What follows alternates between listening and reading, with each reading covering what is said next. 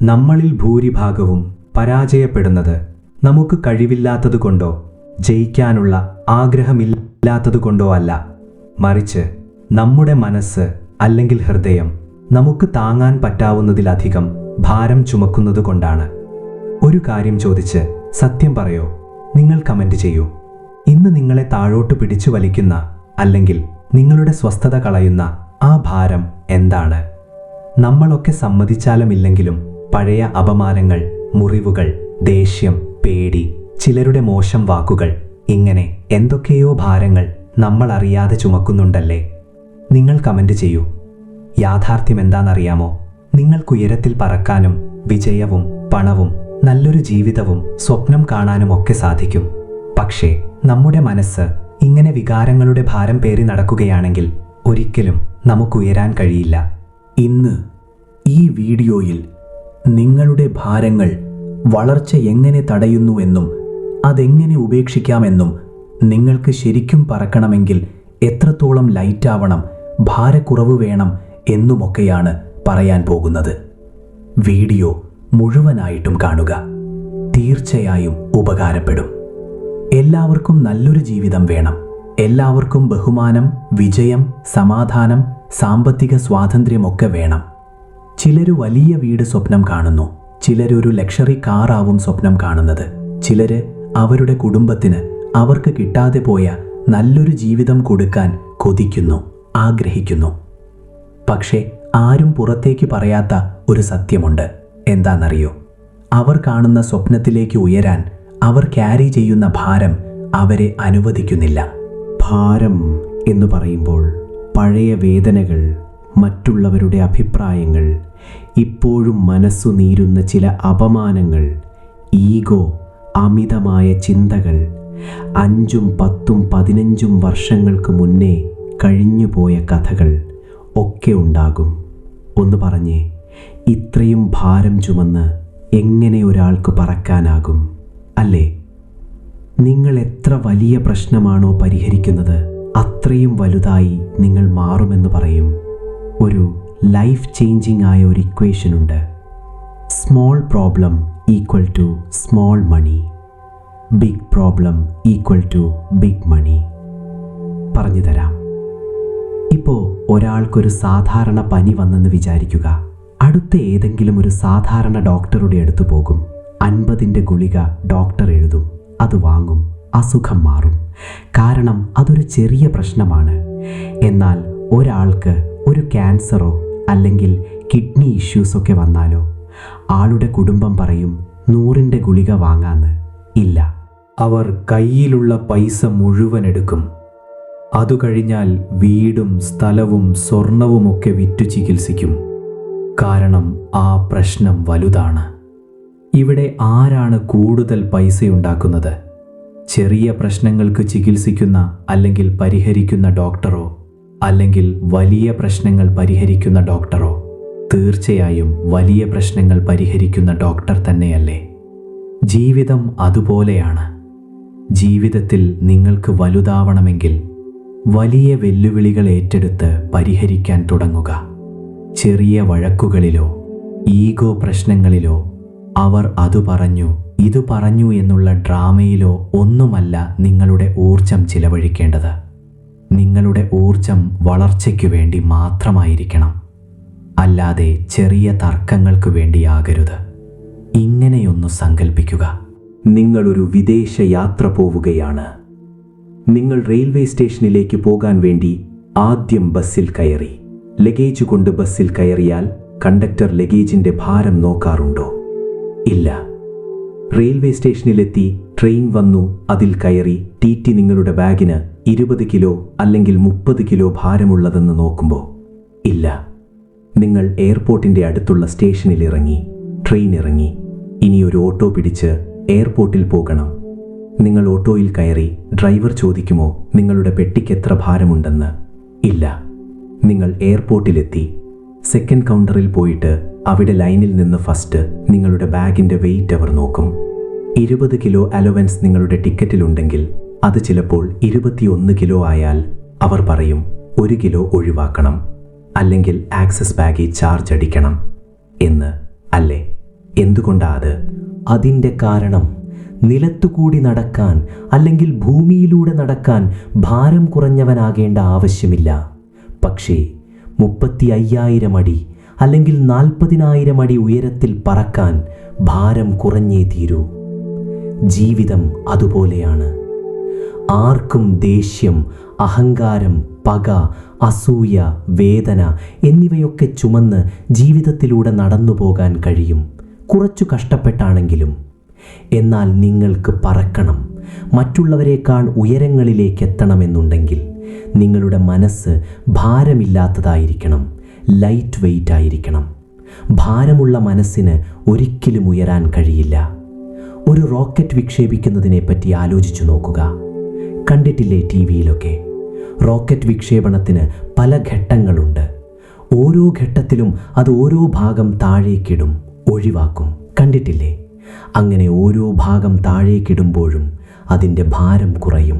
എന്നിട്ടത് കൂടുതൽ ഉയരങ്ങളിലേക്ക് പോകും. അതൊരു ഭാഗവും വേർപെടുത്താതെ എല്ലാ ഭാഗങ്ങളും പിടിച്ചുവെച്ചാൽ ഒരിക്കലും അത് ബഹിരാകാശത്തില്ല. നിങ്ങളുടെ ജീവിതം അതുപോലെയാണ്. നിങ്ങൾക്കുള്ള ഉയർച്ച വളരെ വലുതാണ്.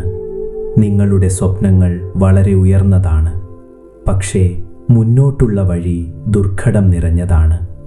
ഇപ്പോൾ ഉദാഹരണത്തിന് നിങ്ങൾ ശബരിമല പോകുകയാണ്, അല്ലെങ്കിൽ വേറെ ഏതെങ്കിലും മല കയറുകയാണ്. ഇപ്പോൾ ഒരു 12 കിലോമീറ്റർ കയറാനുള്ളതെങ്കിലും നിങ്ങൾ അത്യാവശ്യമുള്ള സാധനം മാത്രം എടുക്കൂ, അല്ലേ?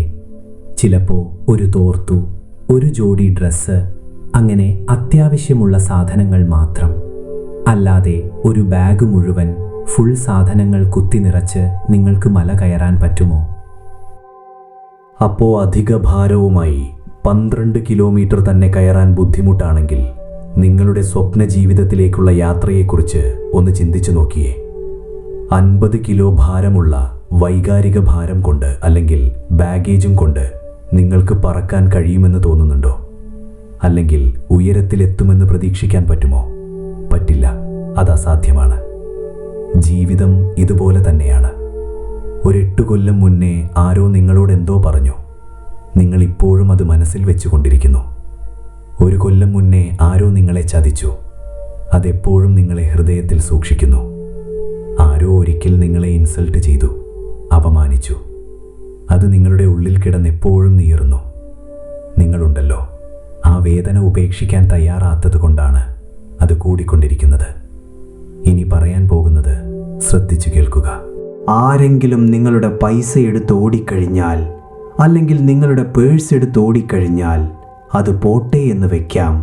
എന്നാൽ ആരെങ്കിലും നിങ്ങളുടെ സമാധാനം എടുത്ത് ഓടിയാലോ, അതിന് നിങ്ങളെ തന്നെ പറഞ്ഞാൽ മതി, നിങ്ങൾ മാത്രമാണതിൻ്റെ ഉത്തരവാദി. ഇന്നലത്തെ വേദനകൾ ചുമന്നുകൊണ്ട് നടക്കാൻ മാത്രം ധൈര്യമുള്ളതല്ല ജീവിതം. അത് വളരെ ഷോർട്ടാണ്. നമ്മൾ സ്കൂളിലൊക്കെ കണക്ക്, ഫിസിക്സ്, കെമിസ്ട്രി, ബയോളജി അങ്ങനെയൊക്കെ പഠിപ്പിക്കുന്നുണ്ടല്ലേ?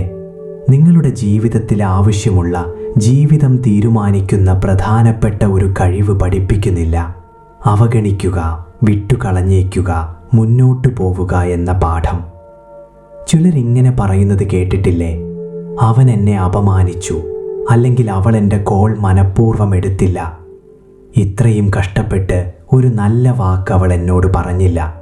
അവൾ എന്നെക്കുറിച്ച് കുറ്റം പറഞ്ഞു നടക്കുന്നുണ്ട്. അങ്ങനെയൊക്കെ. ഞാനൊരു കാര്യം പറയട്ടെ, നിങ്ങളുടെ അനുവാദമില്ലാതെ ആർക്കും നിങ്ങളെ അപമാനിക്കാൻ കഴിയില്ല. അവർ നിങ്ങളെക്കുറിച്ച് പറയുന്നു, നിങ്ങളത് ആക്സെപ്റ്റ് ചെയ്യുന്നു. അപ്പോൾ മാത്രമാണ് അത് അപമാനമാകുന്നത്. അപ്പോൾ എന്തിനാണ് നിങ്ങൾ അവർക്ക് നിങ്ങളെ അപമാനിക്കാൻ അനുവാദം കൊടുക്കുന്നത്?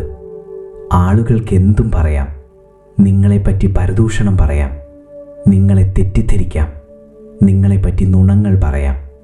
പക്ഷേ നിങ്ങളുടെ ഹൃദയം, നിങ്ങളുടെ സമാധാനം, നിങ്ങളുടെ സ്വപ്നങ്ങൾ, അതൊക്കെ നിങ്ങളുടേതാണ്.